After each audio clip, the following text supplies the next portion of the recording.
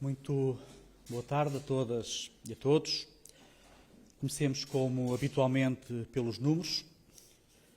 Conforme o relatório epidemiológico emitido há pouco, registram-se 25.702 casos confirmados de Covid-19 em Portugal, o que representa mais 178 que no dia de ontem, ou seja, mais 0,7%. Por outro lado, verificam-se 818 casos em internamento, dos quais 134 em cuidados intensivos, menos 9 casos que ontem. Registram-se 1.743 casos de recuperação, mais 31 casos que ontem, e os casos recuperados correspondem a 6,8% do total de casos confirmados. E, finalmente, 1.074 óbitos, que lamentamos e apresentamos as nossas sentidas condolências aos amigos e familiares. A taxa de letalidade global é de 4,2%. A taxa de letalidade acima dos 70 anos é de 14,9%. Temos pessoas em tratamento, cerca de 85,9% dos casos. A percentagem em internamento é de 3,2%, sendo que 0,5% em unidade de cuidados intensivos e 2,7% em enfermaria. A pandemia obrigou-nos a mudar significativamente as nossas vidas. Estamos todos a dar pequenos passos no sentido da normalização. Também na saúde, estamos a percorrer esse caminho. Nesse sentido, assinei um despacho que permitirá retomar as provas de avaliação final da primeira época do internato médico do ano de 2020. As provas foram suspensas a 18 de março, por força das circunstâncias que todos conhecemos, mas o desenvolvimento dos concursos para o acesso e ingresso nas carreiras especiais da saúde é fundamental para que tenhamos mais médicos especialistas no Serviço Nacional de Saúde. Assim, a realização das provas deve iniciar-se já a partir de 8 de junho de 2020 e o processo de avaliação final deve ficar concluído até ao dia 3 de julho de 2020. São boas notícias para os jovens médicos, mas são também excelentes notícias para o Serviço Nacional de Saúde, que não está on, para dar respostas no âmbito do Covid-19 e também para além do Covid-19. Gostaria ainda de dar conta que durante a pandemia foram contratados mais de 2.300 profissionais de saúde pelas instituições do Serviço Nacional de Saúde, cujos conselhos de administração, como sabem, têm autorização para contratar diretamente no âmbito ao Covid-19. Estamos a falar de cerca de 750 enfermeiros, mais de 100 médicos, cerca de 1.100 assistentes operacionais, 150 técnicos superiores de diagnóstico e terapêutica, 150 assistentes técnicos, entre outros profissionais, a quem agradecemos pela disponibilidade e pelo meritoso e inestimável trabalho que têm vindo a desenvolver. Continuaremos a reforçar, a preparar e a robustecer o Serviço Nacional de Saúde, para que dê respostas a quem dele precisa, seja no parto, na prevenção de doenças, no diagnóstico ou nos tratamentos. Continuamos a contar com todos e com cada um. A responsabilidade individual é maior a cada dia que passa e só juntos conseguiremos ultrapassar este importante desafio. Estamos agora disponíveis para as vossas questões. Muito obrigado. Boa tarde, Carolina Valada, jornalista da SIC, em representação da CMTV e da TVI. No boletim de hoje, há a primeira vítima mortal alimentar com menos de 40 anos. É um jovem adulto, entre os 20 e os 29 anos, Este paciente já tinha algum historial clínico e depois, em relação à notícia de hoje de que o Ministério da Saúde já gastou quase 80 milhões de euros em contratos por ajuste direto. Gostava de perguntar de que forma é que estas empresas foram escolhidas, porquê por ajuste direto e porquê é que foi invocada a razão de urgência imperiosa se os prazos de execução ultrapassam os 200 dias. Obrigada. Responda à primeira. Obrigado. Então, para responder à primeira pergunta, sim, efetivamente, de facto, há um óbito alimentar entre os 20 e os 29 anos de idade. Em relação aos óbitos, aquilo que tenho para dizer é que se lamenta, naturalmente, todos os 1074 óbitos de vítimas por Covid e transmitimos os meus sentimentos, os sentimentos da Direção-Geral a todos os familiares e amigos destes 1074, bem como das outras pessoas que faleceram em Portugal que não por Covid. Em relação a questões específicas de casos individuais, como compreenderão, não irei tecer comentários. Bom, relativamente à questão dos ajustes diretos, como sabe, o Decreto-Lei 18 de 2020, de 23 de abril, prevê-se que, por motivos de urgência devidamente fundamentada, o procedimento passa a ser o de ajuste direto. Esta urgência imperiosa justifica falta de contrato, sendo suficiente, como sabe, o caderno de encargos e a proposta do adjudicatário. Documentos que, obviamente, constam das obrigações dos contraentes e que salvaguardam as partes.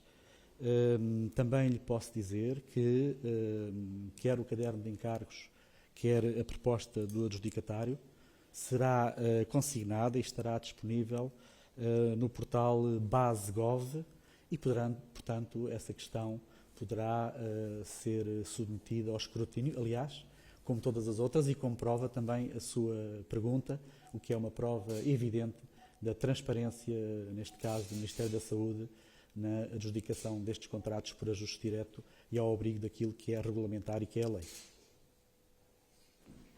Boa tarde, Manuela de Sousa, da RTP.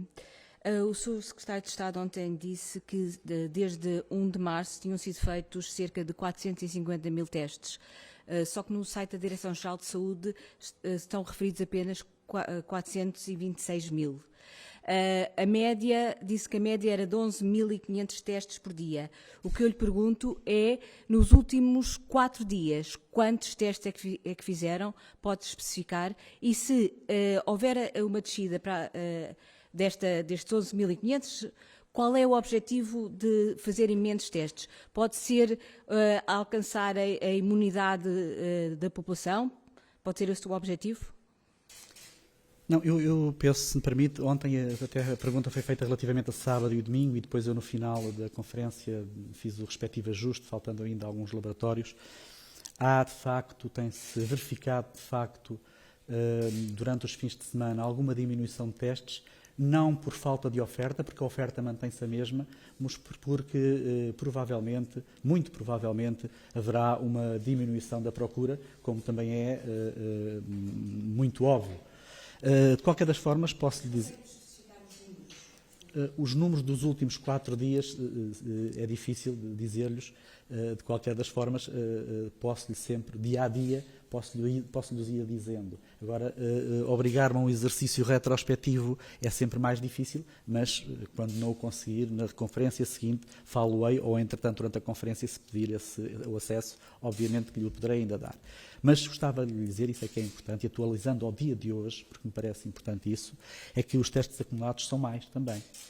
São mais de 459 mil testes. Testamos por 1 milhão de habitantes mais de 44 mil testes, o que nos coloca numa posição confortável até em termos europeus. Dizer que o maior dia de testagem foi o dia 30/4, com mais de 15 mil testes.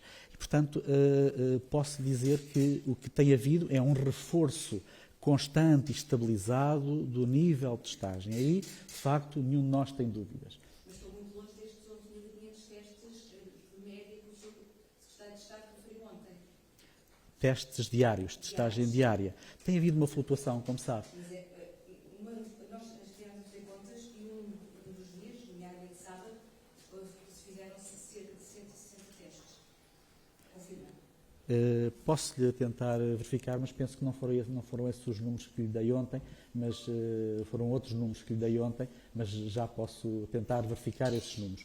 Agora, é extremamente difícil, como imagina para mim, poder dizer-lhe que ontem foram X testes, anteontem X testes, porque isso obrigar-me a recuar 60 dias e a saber em cada dia dos 60 dias quantos testes tinha feito. Como imagina, isso é um exercício praticamente impossível, porque aquilo que há é um exercício de transparência e de informação o mais atualizada possível. De qualquer forma, em relação a isso que me diz e que me perguntou concretamente aos últimos 4 dias, dizendo-lhe que no fim de semana a procura foi menor e por isso explicará o menor número de testes, houve uma recuperação garantidamente, como já percebeu também, durante o dia de segunda e terça-feira.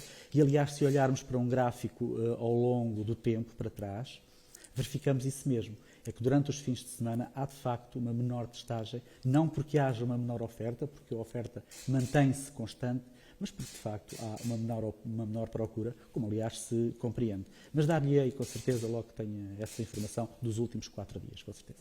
Primeiras questões por videoconferência, Agência Lusa. Bom dia, António Neves. A Ordem dos Médicos e o Conselho das Escolas Médicas alertaram que as viseiras não substituem as máscaras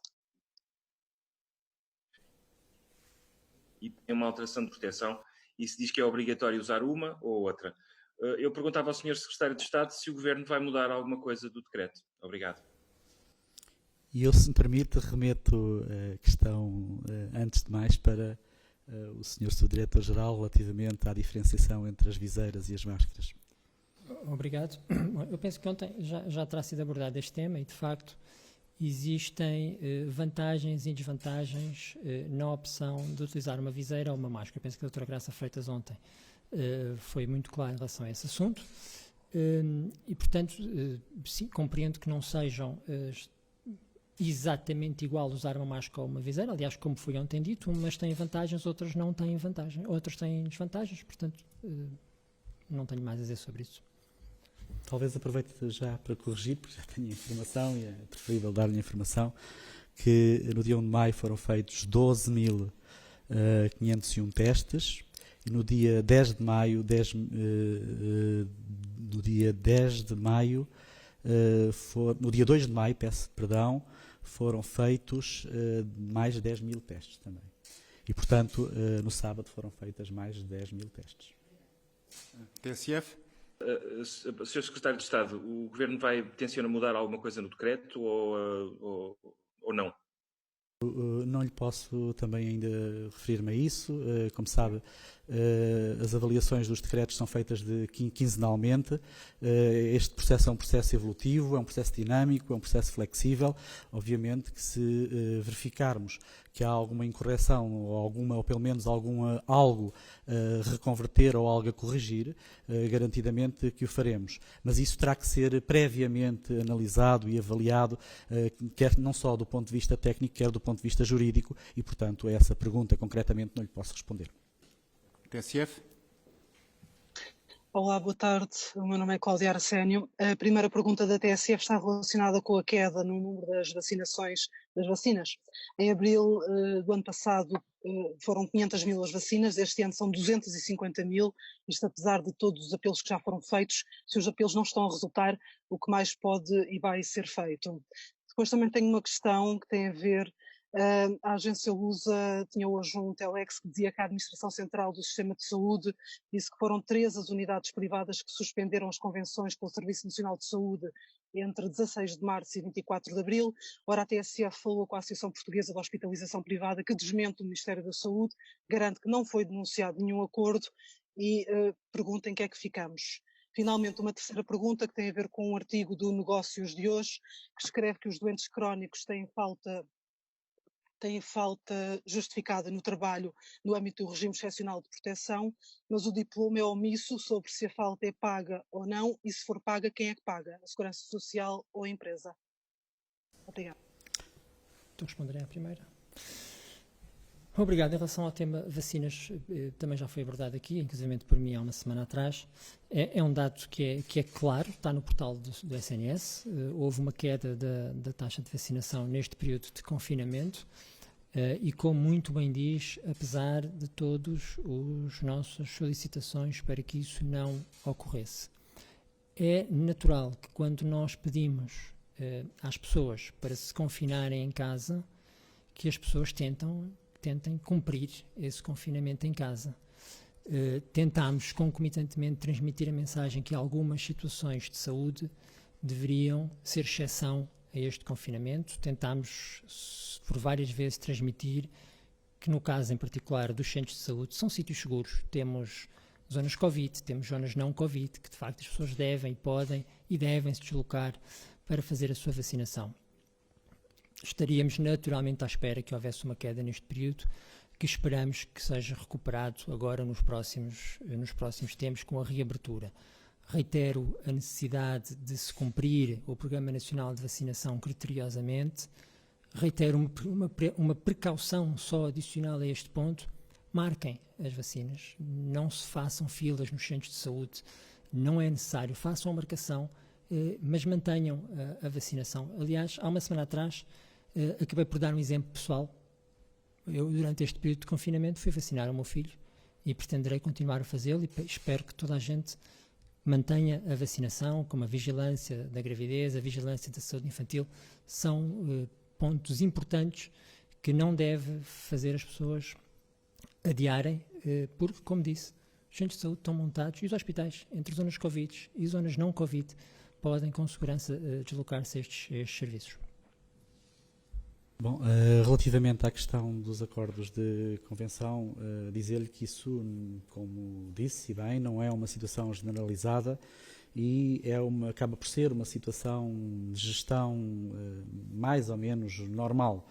Até porque o que aconteceu foi que algumas dessas instituições, face ao surto Covid e face à sua colaboração também no surto Covid, por dificuldades logísticas, por dificuldades de pessoal, acabaram por pedir alguma suspensão da sua atividade durante este período. Sendo que, logo que tenham essa capacidade para retomar essa atividade, com certeza que serão retomadas também essas convenções. Em relação à questão de pagamento que me pôs, eu penso que é preferível remeter essa questão para a Segurança Social, se me permite. Jornal Notícias. Muito boa tarde, Milene Marques, do Jornal Notícias. A minha pergunta é dirigida ao Sr. Subdiretor-Geral da Saúde. Sendo que nesta fase estão permitidos os ajuntamentos até 10 pessoas e sendo que a DGS continua a recomendar o distanciamento social, o que eu pergunto é como é que se conciliam estas duas coisas, que cuidados de proteção especial se devem ter nestes ajuntamentos e se os encontros, os almoços, os jantares de família ou de amigos devem acontecer e em que condições lá está de segurança. Ora, muito obrigado pela pergunta. Eu acho que temos que ter noção, e eu penso que isso foi já vinculado de forma muito clara, que é verdade que saímos de estado de emergência, mas também é verdade que ainda temos transmissão da doença em Portugal e que, portanto, os cuidados a ter não podem ser passados do 8 ao 80, perdoem-me a expressão. Continuamos a aconselhar as medidas, quer de distanciamento físico, quer de etiqueta respiratória, quer de lavagem das mãos. E se é verdade que hoje algumas destas medidas deixaram de ser obrigatórias pela saída do estado de emergência, continuam a ser medidas que são um dever cívico. Não só de proteção dos outros, aqui presentes, por exemplo, nesta sala, mas também dos nossos amigos, dos nossos familiares. E, portanto, eu acho que se deve tentar manter as regras que mantivemos até agora, com mais liberdade, perdoem-me a expressão, com mais permissões que não tínhamos anteriormente, mas como presumo que nenhum de nós queira que exista uma segunda onda, devemos todos fazer o nosso papel de agentes de saúde pública, devemos todos manter as recomendações que recomendamos. Não implica algumas das coisas que mencionou. Nós podemos à mesma fazer um jantar de família com as devidas precauções, com as devidas cautelas, com os devidos distanciamento social. Provavelmente não podemos fazer nos moldes que fazíamos antigamente, pelo menos durante mais um período, para que continuemos a combater esta pandemia.